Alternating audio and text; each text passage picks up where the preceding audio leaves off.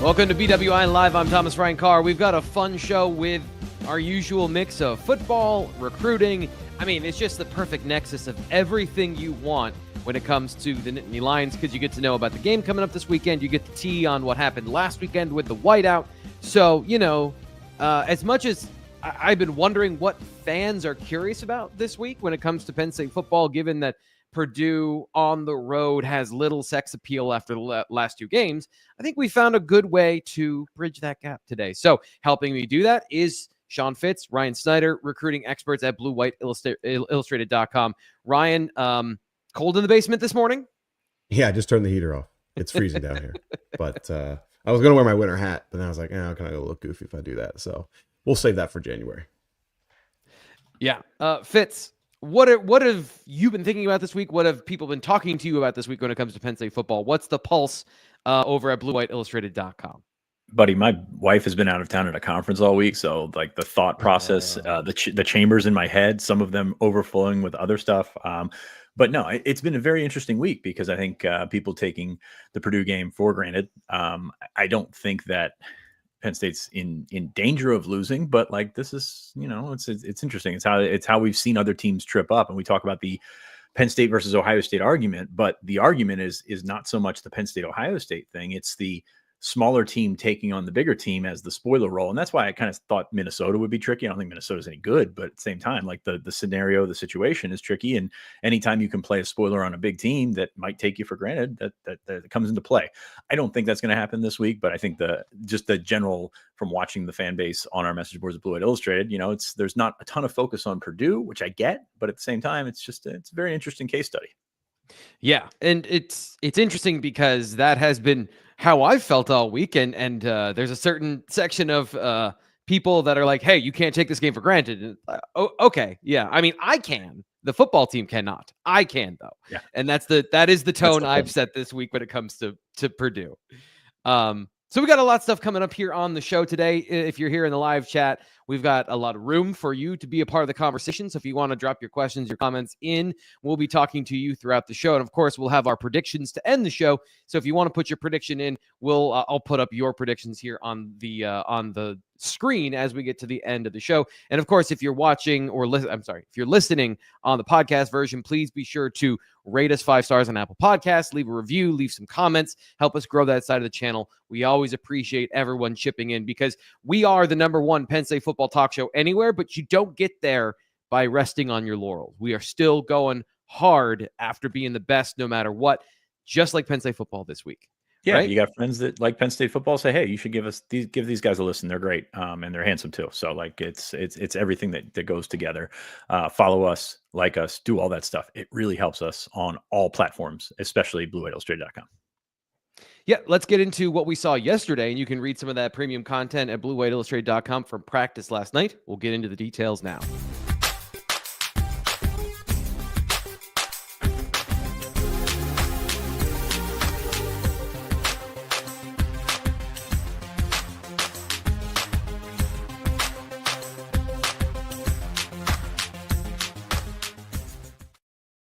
We have a first here, Fitz. A first. This is the first time I didn't immediately run to the offense when the gates opened for practice yesterday. So we're going to go through the offense and the defense, kind of. We'll hit the highlights, and then I want to talk about something James Franklin had to say, because I think that does hit the tone of what this team really needs to focus on the final 3 weeks. But practice was last night. You were with the defense. What were some of the things you noticed, or some of the players maybe that you noticed on Wednesday night? Yeah, it's been so status quo with the defense in terms of the guys that are out there. And, if they're missing someone, you kind of realize it, or, it's basically the same thing every week. But when you take a look at last week, Kazai Izzard did not play despite being listed as questionable in the pregame report. He was in-house. He was going through drills. He was doing some things. Denai Sutton also listed as questionable, a part-time player right now because of that injury. And I would label him as a part-time guy in practice as well. Like, I think that's just one of those things that, yes, you can play through it, but at the same time, it doesn't help. Like, it's not great. Like, you're not in a situation where it's like season ending or anything, but it's going to take rest, and that is not a time that they have the luxury for right now. So you're probably looking at more part-time Denai Dennis Sutton, which means more Smith Vilbert, more Amin Vanover, and possibly you're looking at one of those freshman defensive ends, or maybe two. Max Granville's played in 2 games so far this year, so he's got 2 out of the next 3 to play in. Jalen Harvey's played in 1, so he can play in all 3. So I wouldn't be surprised. We saw Granville come in at Wisconsin after Denai went out, but I wouldn't be surprised to see both or one or both of those guys getting some actual reps this week. And I'm talking about with the game still in doubt, at least first half or something like that. So that'll be interesting to watch. Maybe the same with Xavier Gilliam, who's, kind of in that same boat. I think he's played in 1 so far, and he's got 3 to play. So you're starting to see this splash of freshmen come in. Some of it might be special teams. You might get, we saw Kenny Woosley last week. We might see John Mitchell this week. They've been alternating games and road trips essentially. So we will see if those guys step in there. Antoine Belgrave Shorter is a guy that's come up recently. James Franklin mentioned him in that glut of freshmen he talked about on Monday. So may see a little bit of more of a sprinkle this week. Vabu Toure has been in there as well. So it's an interesting side study here of how much impact they're going to have, which is probably not a ton, but at the same time, you want to keep your guys healthy. This is not a situation. And I think you got railed on the board on this for saying, what was the phrase that you used? Celebrity appearance. Celebrity appearances. Yeah. That doesn't really happen, but if you can make it happen, then it happens. If that makes any sense at all. I know. You know what I meant. I absolutely know what you meant, but sometimes the translator doesn't it gets held up when it's in text or on the message boards or on any message board on the internet. But I think that's kind of where we see ourselves with the defense right now is pretty much status quo, but maybe get a little bit of a sprinkle of depth in there, and we'll see how those kids handle it. Yeah, I think that the special teams part of the conversation is interesting as well, because you can take some of those snaps off of veteran players that we don't necessarily focus on in terms of, a lot of times special teams is off screen because you're following the ball, which is in the air. So you don't see a lot of those, but those are some hard snaps where you've got to sprint 40 to 60 yards down the field on those plays to make sure that your coverage unit doesn't allow a return, or, on the flip side, you got to run down and then try and block and run back. So getting some of those young guys on the field, do you think, I've been following the snap counts this week, I've been kind of digging into that. Do you think that's a hidden area to kind of get some of these guys, some of that wear and tear off of them in the final 3 weeks, while getting those young players, both sides, getting those young players involved, and then kind of taking the load off some of these guys, which was and is my whole point this week?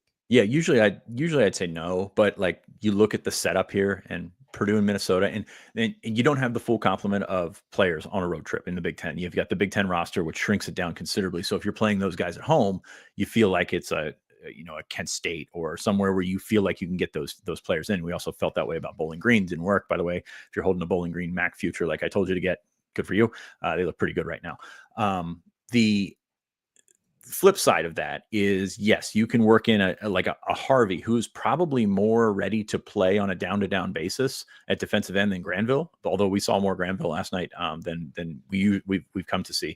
So yes, I think it's the situation that presents it, but it's also a really good chance for those guys. I mentioned Vabu Toure, Belgrave Shorter, John Mitchell. Like there's no downside in playing those guys down the stretch if you're in the situation to do so. Right. If you want to get the full information that we saw yesterday in Fitz's view of the defense, Nate Bauer's view of the offense, BlueWhiteIllustrated.com, 2 months for $1 with promo code PSU1. That's 2 months for just $1. One of the things that everybody saw was that Nick Singleton was at practice yesterday, and as far as we could tell, was a full participant in what we saw. A lot of players back at practice too. Quentin Martin and Caden Saunders, both available for the Nittany Lions. So are they getting healthy at the right time? Does practice participation mean those guys are healthy? Not necessarily, but it at least is a good sign that they're practicing instead of not practicing. I want to get to this now from James Franklin, because this is part of the conversation afterwards, where in this week, where everyone is expecting Penn State to win and win handily, whatever your final score may be, what is the focus on getting better? And I thought his answer was pretty illuminating. And also, I think we all expected what some of these answers would be. So here's what he had to say. The first thing is 4 quarters, being able to really put 4 quarters. We started out early in the year playing really good in the second half. Last week we played as good of a first half as I think we've played. We got to put it together for 4 quarters and be able to have a kind of a killer mindset, like, keep your foot on the pedal for 4 quarters. I think the other thing is the passing game. We got to be able to consistently throw the ball and make plays and get open no matter who we play. And I would say also the consistency in the running game as well.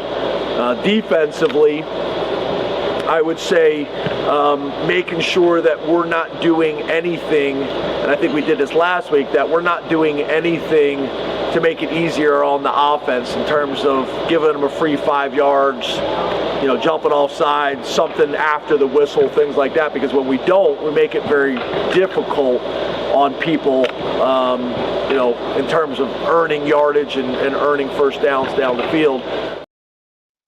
I think that part he said at the very beginning, the four quarter part, is important because I think a lot of people think of that as you've got to win in the fourth quarter. The killer instinct is the first quarter to me. Like, put up as many points as possible, as early as possible, and don't defer winning till later with some of your decision-making, play calling, et cetera, et cetera, et cetera. Ryan, I want to come to you because we haven't had you talk here since the beginning of the show. Typing a story. You weren't at practice yesterday, but I want to get you involved in here. Just your thoughts on how the team has performed, and have you seen that improve throughout the course of the season of being able to consistently put it all together for 4 quarters? What do you need? What do you need to see from them this weekend to kind of give you that sense? Well, this weekend, yeah. I look, Oregon scored 6 straight times. Or excuse me, was it Oregon? I think it was Oregon, or no, not Oregon, excuse me. Ohio State and who was the other? Oh, Notre Dame. Both of those teams scored 6 straight times against Purdue. Really ran it up early on them.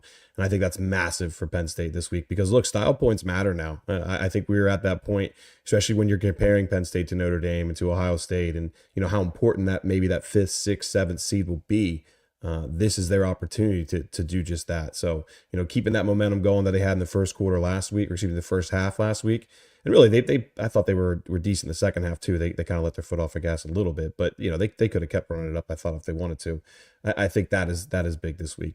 I think you got to hit in the 40s. You got to run it up because look, they're going to be compared to every single one of these games. Are going to be compared to Notre Dame, Ohio State, not maybe so much Oregon, but right. We'll see what happens at that Big Ten championship game. How that jostling in the middle there goes is really important in all of those metrics that you can try and put together to show that you are better than those other teams. Like, it's interesting, Fitz. We said at the beginning of the year, and I think this still holds true, that style points don't matter as much because you just need to get into the playoff. It feels like Penn State has secured that spot, being 4th overall, and then wherever they land in the seeding is where it is at this point. But then down the stretch, do you agree that they need to put those style points together to get as high of a seed as possible in comparison to those other teams like Ryan just talked about? Yeah, I have been on the wins greater than style points train for a long time because I think it's more about, you go 11-1, you're up against a resume of 10-2. I think that 11-1 is going to take precedence. So I think that if you can get them, that's great, but I don't think they're completely necessary. I think the committee has proven that they do like Penn State, probably a little bit higher than most people around here I would feel about Penn State. But where it's going to come into play there would be the conference championship games. Who loses that we don't expect to lose? Who loses down the stretch that we don't expect to lose? You look at those rankings right now, and there's room for error for a couple of teams. Penn State's one of those teams, but there's also, you go down a little bit further, or you get into the ACC or the Big 12, and there's really not. Like, we were having this conversation in the text yesterday about BYU, and yes, they're undefeated right now, but if they lose that conference championship game, they could fall completely out of the playoff. Like, I don't think there's a ton of respect for those conferences at all, whether that's because the college football playoff knows where the money comes from or whatever it is. We had the same conversation about Indiana as well, where their strength of the schedule hasn't been good. If they lose to Ohio State, how does the committee then feel about them? They could easily drop down as well because of that. Yeah. I mean, it's I think it's one of those things where the wins are so much more important than how you do it. Like, at the end of the day, Penn State fans are still pissed about a 7-point loss against Ohio State, and rightfully so. I'm not washing that away. But at the same time, when we get to December, you're going to look back and say, well, Penn State's only loss was to the number 2 team in the country by 7 points. That looks, you spin that and it looks a little bit different. And, that's kind of how the committee has viewed it, as a close loss to a really good team. So they're not docking Ohio State for losing to Oregon. I don't think they should, but that was a close loss to a really good team. I think we're so far removed from rational analysis that the quality losses mean more than not losing. So racking up wins sort of thing, right? And the thing to remember here is, I believe in the old "whose lines does it anyway matter," the points don't matter. The everything's made up and the points don't matter. That's what we're thinking from week to week, because we saw the committee just change things. Was there a great reason for changing things? No. Did they give a reason? Yes. Was it a great reason? No. So the committee's apt to change things when they feel like it, and that's where we're at right now. Gotcha. Today's show is powered by My Perfect Franchise, longtime sponsor here on the BWI Live Show. Do you have corporate experience? Do you have the ability to make other people money? That is a very, very valuable experience. If you have that ability and you want to, make money for yourself, consider investing in a franchise. That's what Andy does. Andy at My Perfect Franchise has gone from the corporate middle management world of being on the road, taking meetings, having to go from Atlanta to Texas to California. And now he owns his own businesses, and he sets his own schedule, and he's around for his kids and their life. So if that sounds good to you, check him out. Andy at myperfectfranchise.net, 404-973-9901. This isn't for everybody. You need to have the financial means. You need to have the investment capital to be able to buy a business within the corporate structure of a franchise. So if you have those skills and you have those funds, Andy can help you find the right business. He is the final piece in that puzzle in your journey to find out the next stage of your life. And that is the American dream, being able to determine your own destiny, to be able to determine your own financial destiny, which gives you all the ability to do what you want with your life. So again, 404-973-9901. Check him out. We've had people at the Lions Den message board. He's a lifelong college football fan, lifelong recruiting fan. He's been part of Shannon Terry's stuff since the very beginning.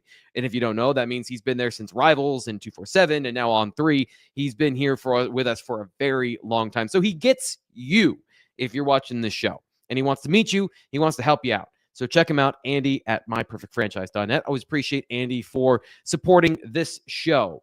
Let's get into the recruiting. Ryan, I hope you're warmed up and ready to go, because we're talking about whiteout recruiting.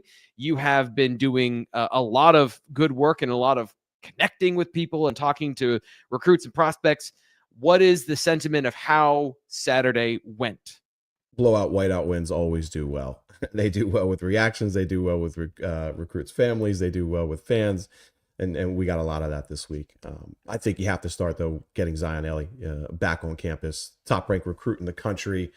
Now it's St. Francis. Yes, the school that seems to never send players to Penn State. But, this is a player that Penn State got on really early. Give them credit for that. They were the second or third school to offer. I believe Maryland was first, and Penn State was maybe like a week later, back in January. And, of course, now he's maybe as coveted as any player in the country. Of course, he holds that #1 recruit ranking, but he has offers from just about everybody, and he's going to be going everywhere too. He's down to Florida this week, Miami. He's going to be at that Texas A&M Texas game here in a couple of weeks. So he's going to get out there and see all of his top options. But, third visit now, first visit for a game at Penn State. Obviously, if you're going to set a first impression as far as atmospheres go, the other night was pretty much as good as it gets. And I think that's important. But again, this is going to be a player that's not going to be easy to land. And Penn State's going to stay on him as hard as they can for quite some period of time. And I do think that they'll be in the mix there for an official visit this summer. But this is certainly a recruitment that I think is going to drag out a bit. At one point, it felt like he was kind of going fast. And he's kind of talked about slowing it down a little bit now.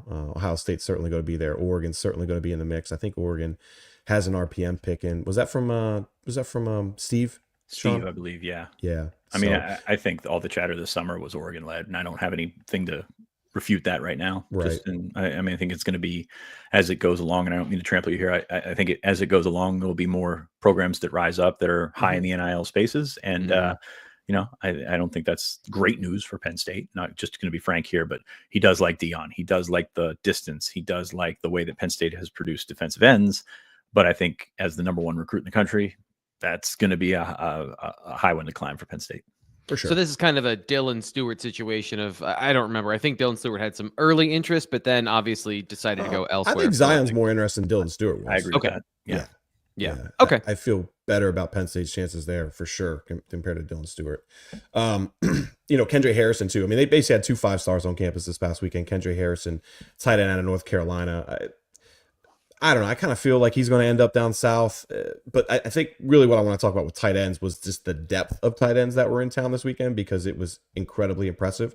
You have Max Sutter, who's ranked just outside the top 100 right now. You have Ian Premer, who is basically Lincoln Cure 2.0 in my eyes. Another, small town Kansas kid who's blowing up, incredibly athletic. And right now I have basically Kendra Harrison, Ian Premer, Max Sutter, J.C. Anderson. J.C. Anderson was also on campus. He's ranked number 110 in the industry rankings. Like, those seem to be the 4 guys that Ty Howe is focused on the most for 2026 tight ends. And to get them all on campus, I thought this past weekend was really good. All of them had good things to say. Sutter to me, I think Sutter's kind of a more underrated guy of the group, just from feedback I get from different sources. For example, we have him at number 227, in on threes rankings, where everybody else has him right around that top 100. I'm really curious to see where that goes here in the coming months, because Sutter seems, just the feedback I get from him, and also the feedback I get from sources, like that one makes a lot of sense. I think J.C. Anderson makes a lot of sense too, and we'll see where things go. But right now, Sutter, Anderson, those will kind of be the 2 I have circled for 2026 tight ends, but there's a long way to go here. We weren't even really talking about Matt Henderson this time last year. That's a fair point. Fitz, what do you think? We weren't talking about him this time 7 months ago. Like, it's I mean, I agree with Ryan. I think the tight end group, I mean, we talked about it on Tuesday a little bit. It's more of a result of circumstance, in the sense that a lot of these guys were coming in from out of region. So it's a better travel weekend to come in for a whiteout. And the appeal is to come in for the whiteout if you're a kid outside the region, because you've heard about it. A lot of these guys in the region, I don't want to say take it for granted, but they know the deal. The guys from outside is really where you can make the biggest impression, is because they've seen it on social media. They've seen it all over the place, and you give the opportunity for them to check it out in person. And I think it really rings and sits in their mind maybe a little bit more. Still not going to have the hit rate as the in region guys, but that's just natural. There's nothing crazy about that. So yeah, that group is great. Ty Howell's ability to get them on campus, I think, was awesome. We mentioned some really good position groups. Defensive tackle was really good this week as well. Tight end last weekend, really good group of wide receivers, good group of offensive linemen both weeks. So like, the pool is pretty big there, and it stretches a couple of classes. I mean, it's not unexpected, but it's worth noting that that's how they put together these weekends. Some really, really good groups. Yeah. What do you think about the 2-week overall performance then, Ryan, of the Ohio State game? As the good whiteout, as good as you can get. I think so. For a noon kick, the Ohio State list exceeded my expectations. And then again, when you're talking a whiteout game in November, you got so many playoff games, it makes it hard for guys to schedule stuff out. It just go through the numbers. It was between the two. It was, they're around 54-star prospects. If you 24/7 has some guys at 4 stars, obviously on 3 rivals, all that stuff. But like, if you look at just all the guys who have 4-star rankings at one of these sites, it was right around 50 or so, which I think is, I mean, I don't know how much. I would like to see other schools and how they stack up to that.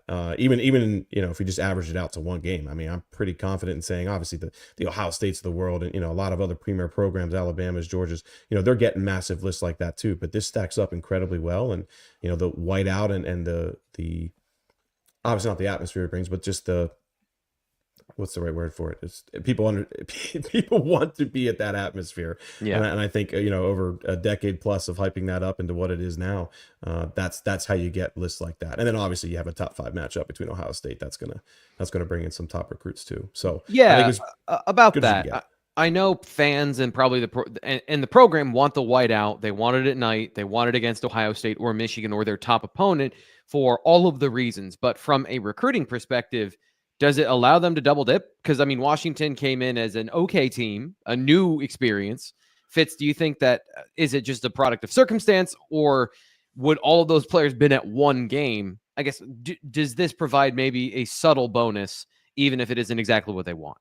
I mean, yes and no, in the sense that Mhm. like Ohio State's always going to draw. Like it's Mhm. kind of like the big noon argument here, in that you put Ohio State on at noon, guess what? People are still going to watch it. Like that's kind of how I'm looking at these weekends. And yeah, night games are great, and you would rather watch the night game than watch the noon game.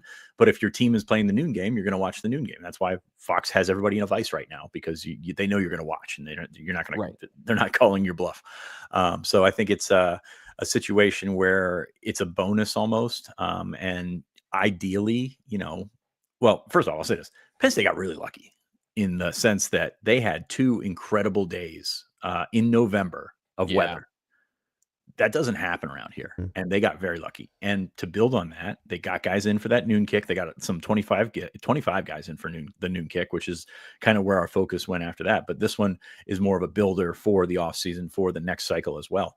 So I think that it's a bonus. It's nice to, like, we haven't really seen it like this in a long time, where you can get a game near the end of the season where you can parlay that sort of momentum of, hey, he was just on campus, and now all of a sudden he's going to be back in January, February. That's when it could turn into more commitments, I think, just based on everything we've seen in the last 20 years of doing this or whatever. So I think that there's some merit to that, but it's a little bit of dumb luck in the sense that, hey, you got 2 really good opponents back to back, and you need to maximize them. You get great weather, you get great atmospheres for both of them, and that's going to end up settling more in your brain than the wins, the losses, and all that stuff. But I will say, having a great first half is such a game changer in this, because it keeps the crowd up and it keeps that atmosphere going. You're not going to, we haven't talked about the second half at all, like this week. T. Frank, you may have on a show, but like nobody's remembering that second half. And I think that that's kind of the same way that the recruits are feeling it too. Like you remember that, that whole feeling for the first half of the game. I came down with a couple minutes left, put my stuff in the media room. There's a ton of recruits upstairs already. Like they didn't stay till the end of the game. Number one, it's not the warmest place in the world. Number two, like it was a foregone conclusion. You want to go get some food, have some fun, grab a soda or something like that upstairs and talk. That's great. So if you can get had that, to shush him. So Franklin told him to shut up.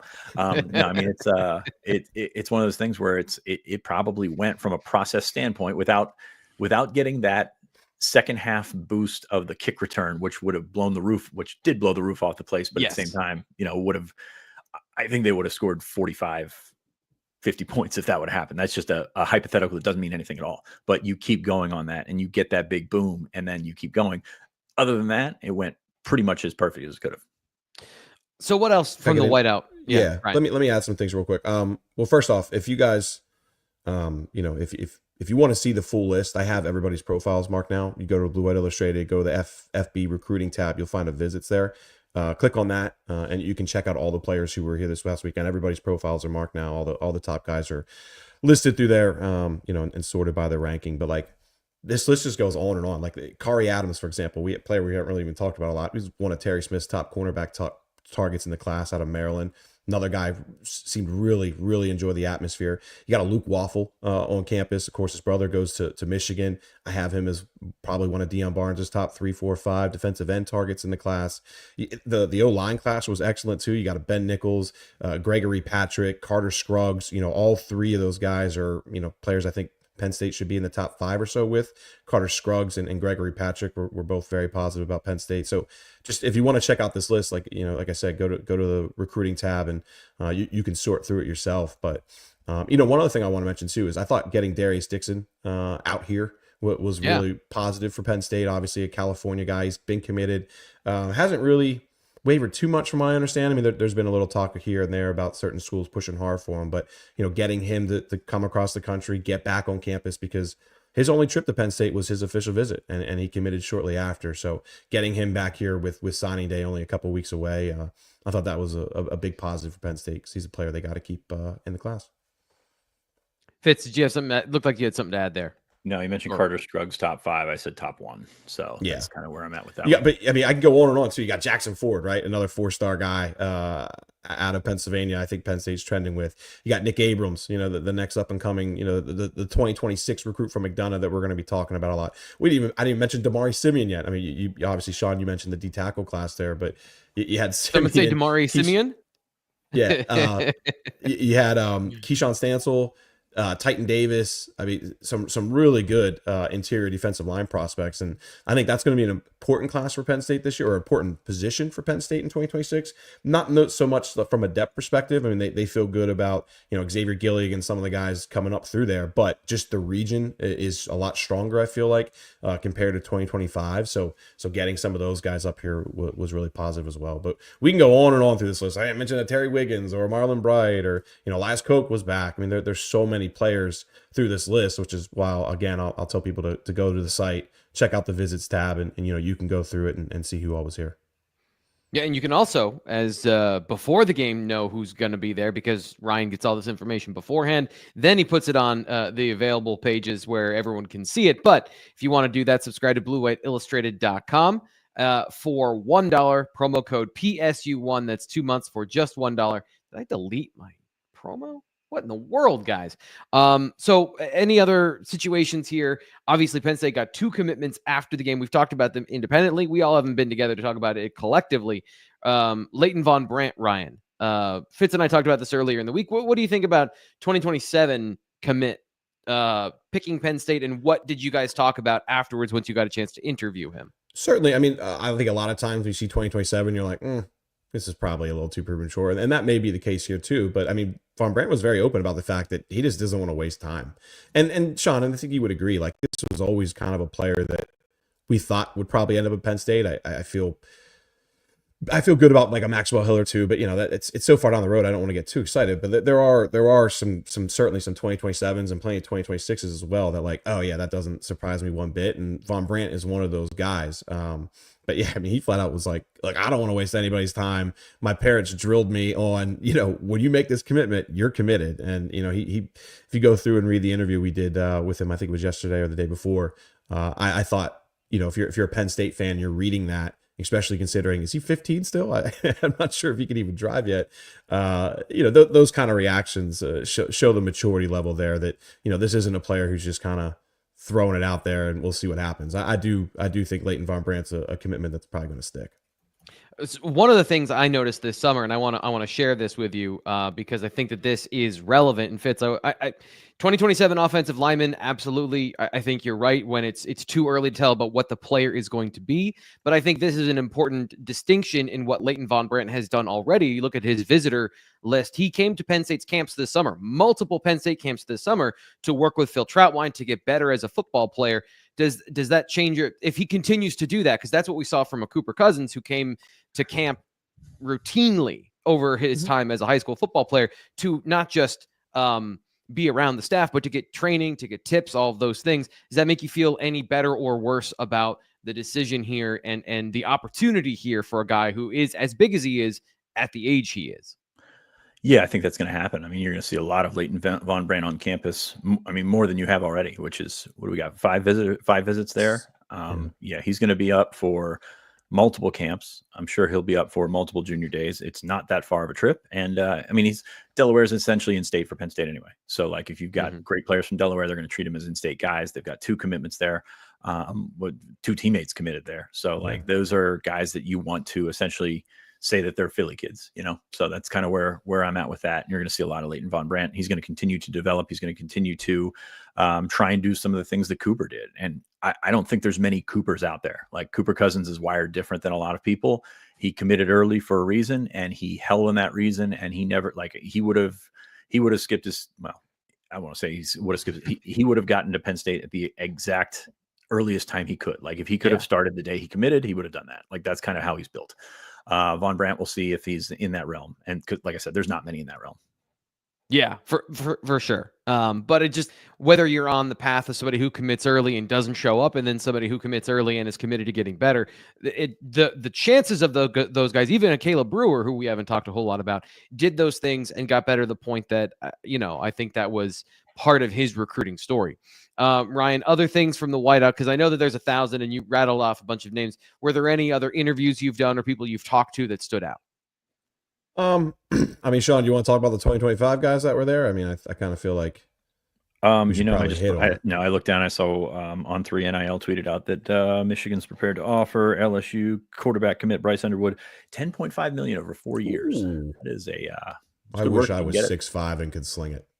my life would be a lot better. But, I mean, I think before we end it, I mean, if we'll talk Ohio State and Whiteout kind of combined. I mean, they're working hard on quite a few 2025 guys, and I think Brandon Finney, we fans are pretty understand that situation. We'll see where Penn State goes. Sean has a pick in already. Wilt Fong, Simmons, they all have picks in already. So obviously there's reason to feel good there. But when you get another commitment then from Chaz Coleman, up to 26 commits now, and they can still add a couple more. The big one, of course, was Quincy Porter showing up on campus. Ohio State commit this past weekend. He was up. Already took an official visit, so it was an unofficial this past weekend.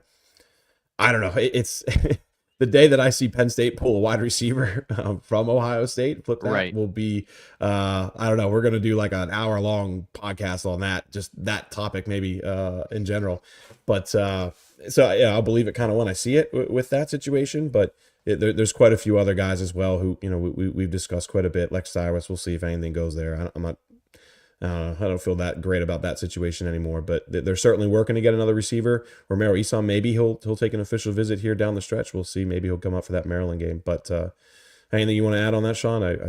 They're gonna flip. They're gonna flip one or two guys. Gumpers is Gumpers situation better than me. Maybe he's the one. Yeah, Gomper's still Duke. I mean, he's still committed to Duke, which is really interesting because you thought once those bigger schools came in that would go away, but really likes the academics there, really likes Manny Diaz, and really likes that Duke gave him the chance before anybody else did.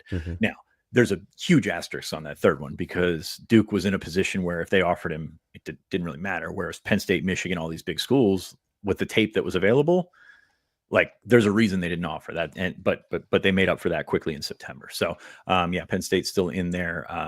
Michigan's not on the RPM right now, but they're definitely in the mix as well. So he's looking for that academic and athletic combination. Penn State would like to get him up for an official visit. As we mentioned, and it bears worth repeating, signing day is early December this year. So once the Maryland game goes, it's gone basically. Like no more hosting anybody on campus until before National Signing Day. There's some stuff that we talked about on the board this week with a quiet period in December, but it's really kind of irrelevant at this point for the 2025 class. You look at the how this is made up, and Penn State's basically got one opportunity to get guys back on campus. So that means Gompers, Eisen, we'll throw Lex Cyrus's name out there just because like there's multiple guys that could possibly come for that game, but it's far from finalized for any of those guys. So that's kind of where you're looking at. Olish still in the mix. Still wouldn't be surprised to see them look at an offensive lineman late, just because of how things come together with coaching changes, how things work with, potential, like Florida shutting their coaching search down. That's going to have a sort of a chain reaction at different schools and with recruiting as well. So I'm very curious to see how they handle the defensive line, the offensive line with late risers, with potential flips and things like that. So you could see some new names in the next couple of weeks that really haven't been following too closely just because of those coaching changes. Yeah, one thing too with Gompers. Oh, sorry, Frank. One thing with him, they have Central Catholic has a massive WPIAL 6A state championship, or not state championship, WPIAL championship this weekend against North Allegheny, and depending on how that goes, that could really impact that opportunity for an official visit, because whoever wins that game should make a decent run through the next couple of rounds to the PIAA state championship game. So see, I really want Central Catholic to get the Cumberland Valley so I can see all those guys up close. Penn State may want to try and get an official visit. Of course, if they play on Friday, it won't be that much of an issue. But there's certainly the possibility they could be playing on Saturdays here down the stretch. So that'll have an impact. And I just want to make the comment that Duke is also playing good football right now. They're 7-3. I know that they're not in a conference championship conversation, but they hung tough with Miami right before Miami got upset recently. So they've been. Manny Diaz is doing a good job. Like, he can sell upside at Duke, even especially for a linebacker, somebody who in that system will have a lot of opportunity. So yeah, I can see how that conversation, Manny Diaz doing absolutely everything he can to make that hard for people to pry Bradley Gompers away from him. Okay, you mentioned players and teams that you're intimately familiar with, Ryan. The latest from Kevin Brown. I know you wrote about that this week. So what's going on with Penn State's potential 5-star commit at the offensive tackle position? It's funny having to always say potential just because he's not a 5-star yet, but like, I mean, that guy's a 5-star in my eyes. But look, he's cleared, and that's great. I'm excited to see how he does against Manheim Township tomorrow night. Big game here in District 3.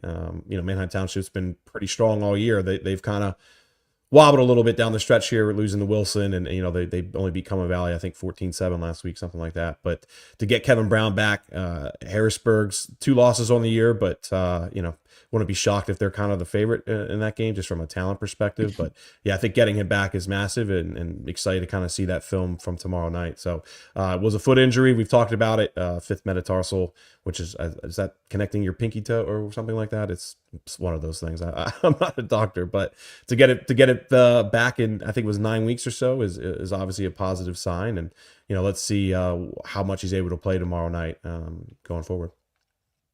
That's a good sign, and obviously he'll be at whatever place he is in his progression and football shape and all of those things.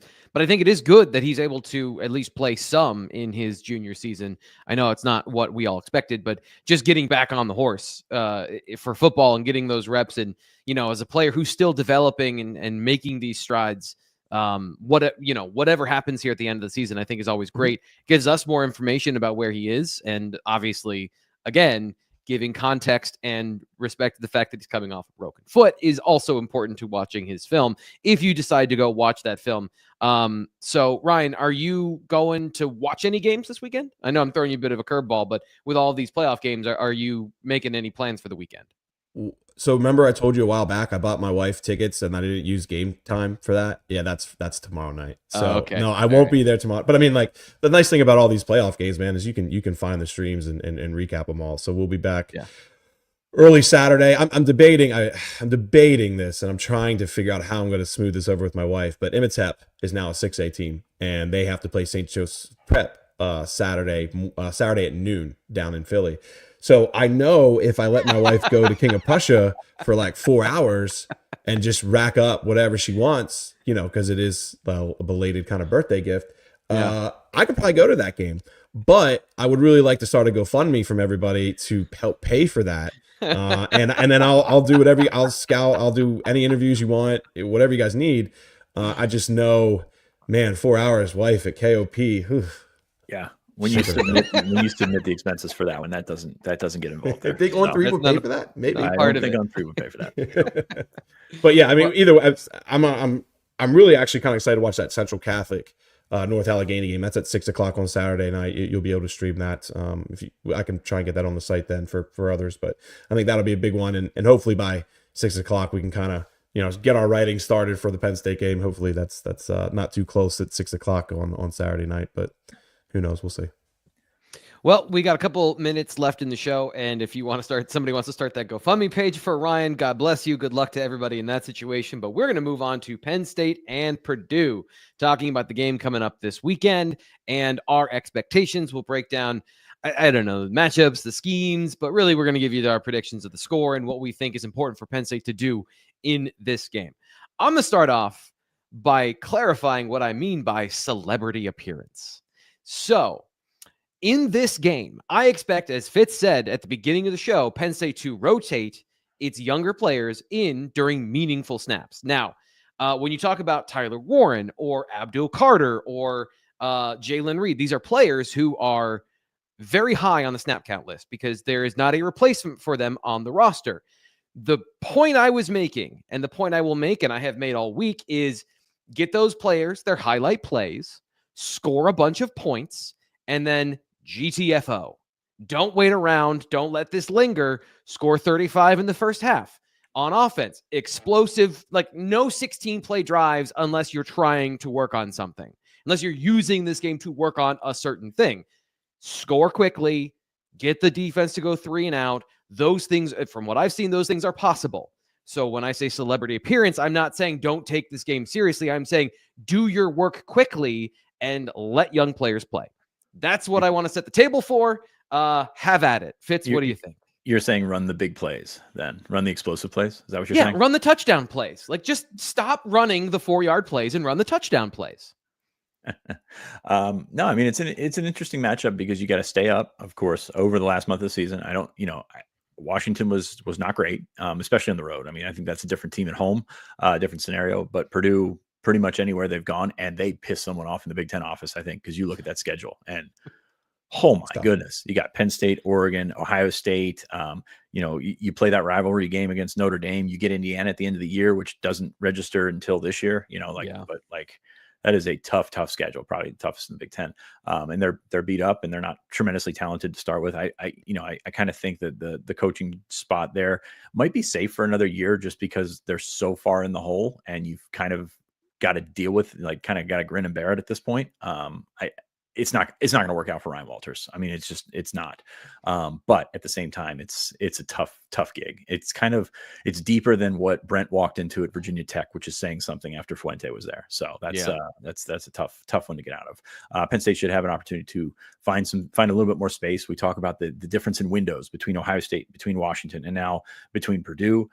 There are very distinct tiers in the Big Ten of there are some really good teams in the Big Ten. There are some really mediocre teams in the Big Ten, and there are some really bad teams in the Big Ten. I watched some Purdue Northwestern earlier this week. It's not great football. Football. So Penn State should have an opportunity to do some to dictate on both sides of the ball and make it a comfortable one. Ryan, what do you think? Hey, Frank, how much time do you really think I've spent on analyzing this game this week? You put in a score prediction. I did. You're right. Yeah, I did.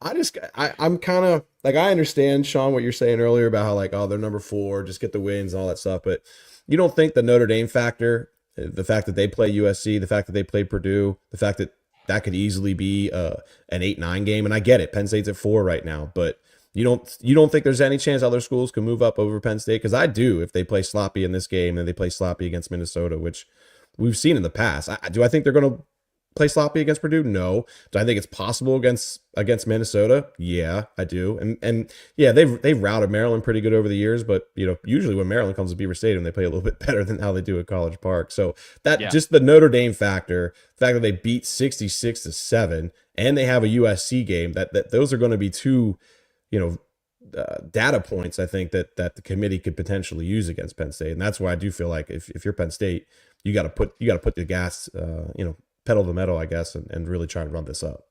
Yeah, that's fair. When it comes to, I wouldn't be shocked if it's 8-9 Penn State Notre Dame. I wouldn't.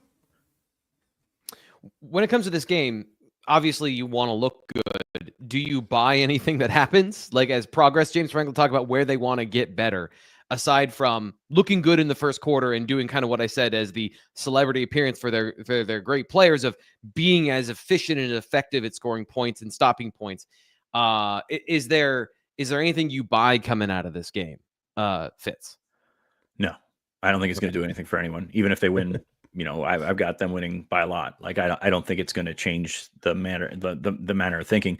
Just like Washington, I don't think changed the manner of thinking for a lot of people, just because it's not Ohio State. Like that's kind of where the brain is broken there, and I don't think you're going to see much. But you want to see crispness. I was not prepared to say that word. I apologize.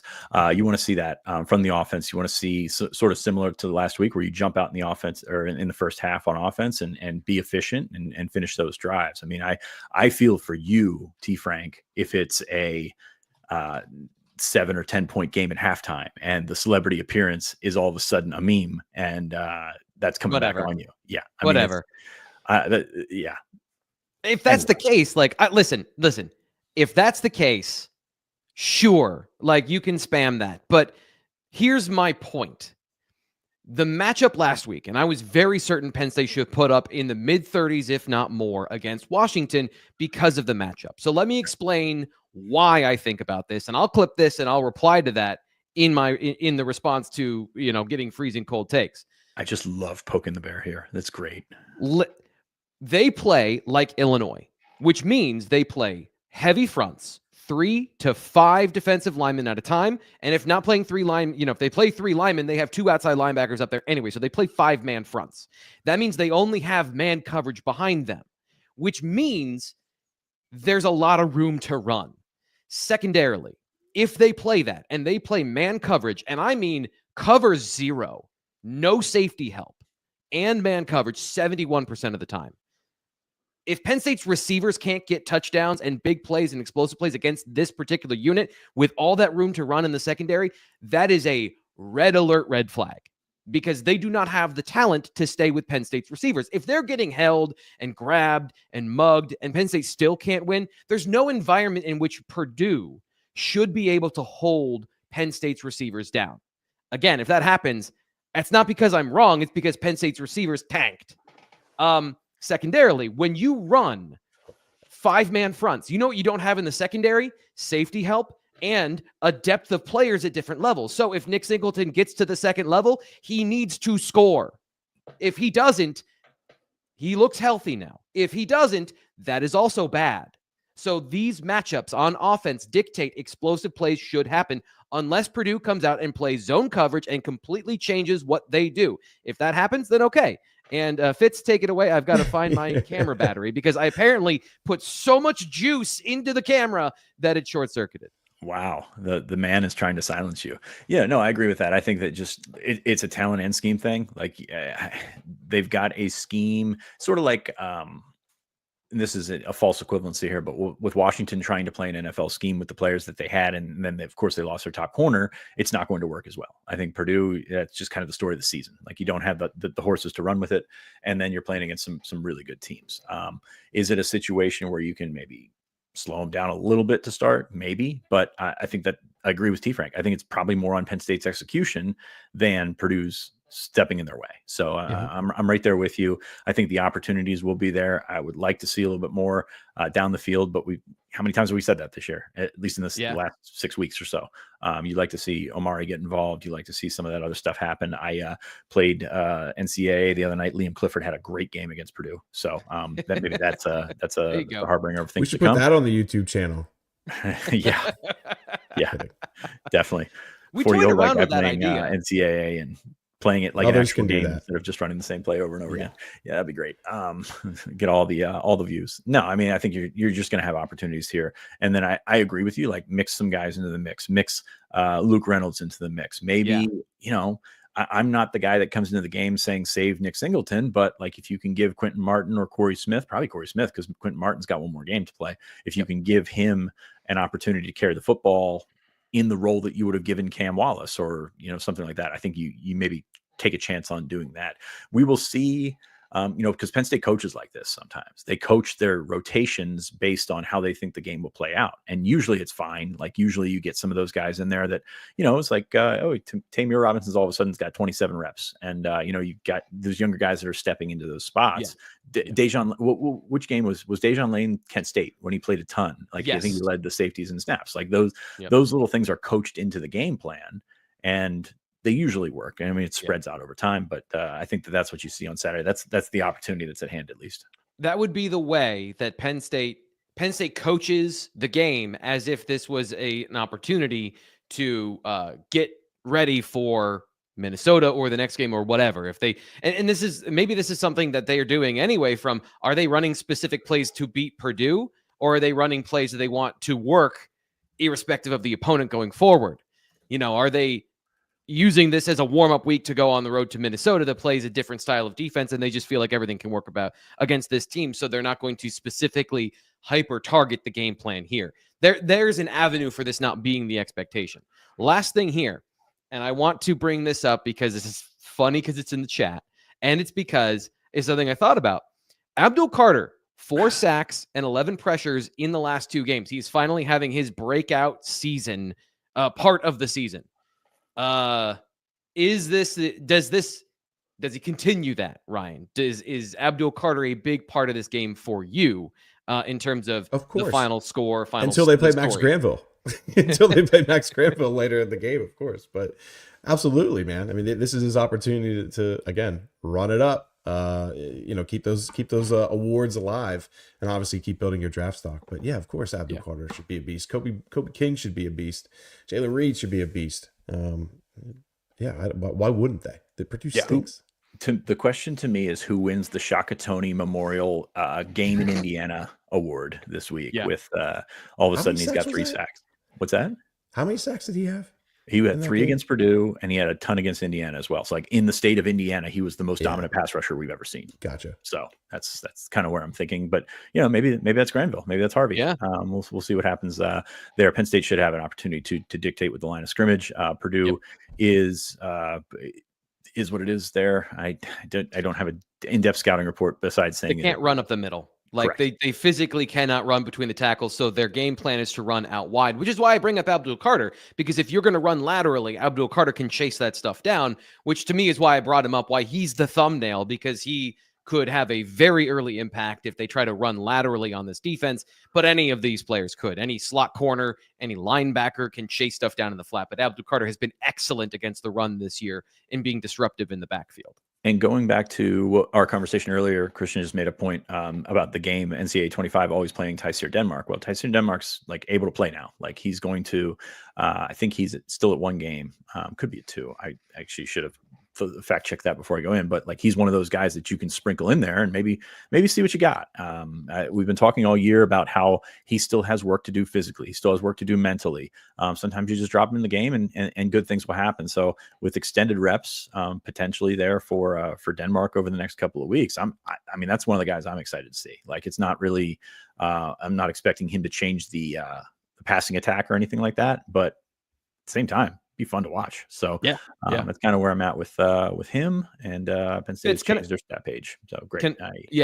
17 snaps week 4 is the only thing that I have here from his participation on offense, defense, or special teams.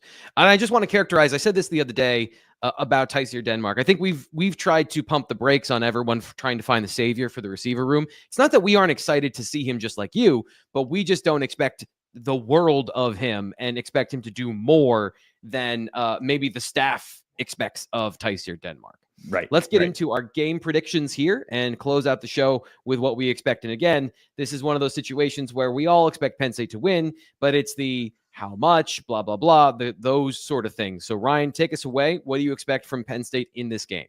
42-7. Not even sure why I gave them 7, because I think they've only have 6 points in their last 3 games or something like that. But to me, it's easy stats here.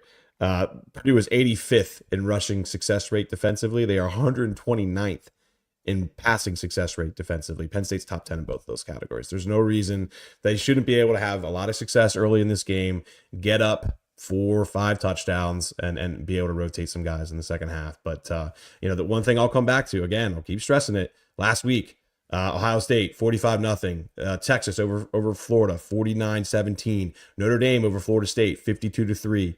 I think style points are going to matter down the stretch here. And give Penn State credit. 35-6 over Washington is in my eyes, a good style point as well. But this is an opportunity to run it up. I mean, you still have that one score win over Bowling Green. You have that tight win over USC, which USC doesn't look very good right now. Yeah. I think getting style points down the stretch here only builds the confidence of the committee of saying, hey, look, they're playing some of their best football right now. We got to keep them in that 6 seed or so, because again, obviously there's a lot that has to play out, but playing in the ACC, champion as a 6 seed, or I don't think they'll get the 5th, but 6 in my eyes is probably their best. That's a lot better than having to play the Big Ten champion or the SEC champion in that next round. Fitz, give me your best. What do we got here? I got Penn State winning big as well, 45-6. We'll see how the defense allows those points, but I just think there's a big gap here. And like I said, unfortunately for Ryan Walters, it's not going to work out for them. You look at the schedule this year, and the comparable opponents lost to Notre Dame early in the season, 66-7. That's a big one. Wisconsin, not a comparable opponent, but 52-6. Now that was at Camp Randall. That changes some things. Oregon 35-0. So you look at the style there that Purdue is not great at running the football, but they're going to want to string this one out as long as possible. That's kind of what they did against Oregon. And last week, 45-0 against Ohio State. The funny thing here is they went to overtime with Illinois and lost 50-49 in a game that doesn't look like it is the most out of place score on any schedule I think I've ever seen. Like, T. Frank, I don't know if you've delved into this one. I started watching it, but it's just like, okay, well, you see some potential because Illinois, not a bad team, I don't think a great team, but in that middle tier in the Big Ten that we talked about earlier. Yep. But 50-49, how's that happen? Well, they are intimately familiar with each other from the stylistic perspective. And I think that I barely got into it the other day because I was sitting outside of the Lash building watching film. I wasn't exactly like in my studio.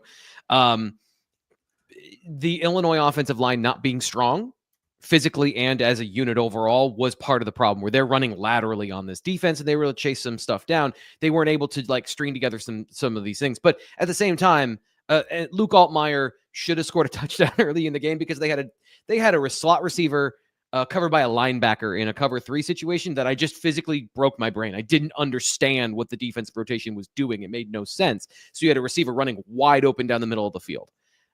So this is what I'm talking about. When you're looking at this team, you see like, okay, they don't have the talent to run this and they're making mistakes. So when I say that Penn State should win 49-0, and I said on the message board, I put this in the Kent State bucket. I'm not saying that their talent level is that level. I'm saying that Penn State's domination level should equal the same feel of game, because this particular situation does not constitute them stringing this out. There are multiple ways for Penn State to win offensively, multiple ways for Penn State to win defensively. And if that doesn't happen, it's because Penn State did something wrong. Hope that wasn't too harsh. One more thing here. Ohio State had 10 drives last week against Purdue. Like, this is a situation where Purdue wants to and I think Ohio State played into this as well to sort of get on with it. But they punted on their first drive, which, remember that on Saturday, they punted on their first drive, and then it was 3 straight touchdowns, and then it's halftime. So you think about what Penn State did last weekend against Washington, only 4 drives in the first half, but you get 4 touchdowns. It sort of makes it, it dresses it up a little bit. So you're looking at a low possession type game. And if Penn State can hit some big plays, maybe that changes sort of how we viewed I think it was the UCLA game, T. Frank. Like, that was kind of what we're looking at here. So yeah. I wouldn't be surprised. I said 45 points. But like, I wouldn't be surprised if this was a game tempo that ends like mid 40s, but it feels like 50s, if that makes sense. Yeah. And part of that is the clock doesn't stop. So you have less possessions overall. And the way that these teams are playing, Ohio State, Penn State, they're playing a little slower. They're trying to control the ball. They're trying to be dominant. So you don't get those, 2-play drives and 38 points in the first half. All right. Final thoughts, Ryan, from a recruiting perspective. What's going on this weekend at BlueWhiteIllustrated.com? Nothing recruiting. Are you hacking into the Lash building to watch film? Is that what you were trying to tell us earlier? Look at you. This is a humble brag. Oh, I'm sitting outside the Lash building watching film. Look at that. No. You need all 22 that bad that you're hacking into the Lash building now. Interesting. Don't start internet rumors because people like to believe BS.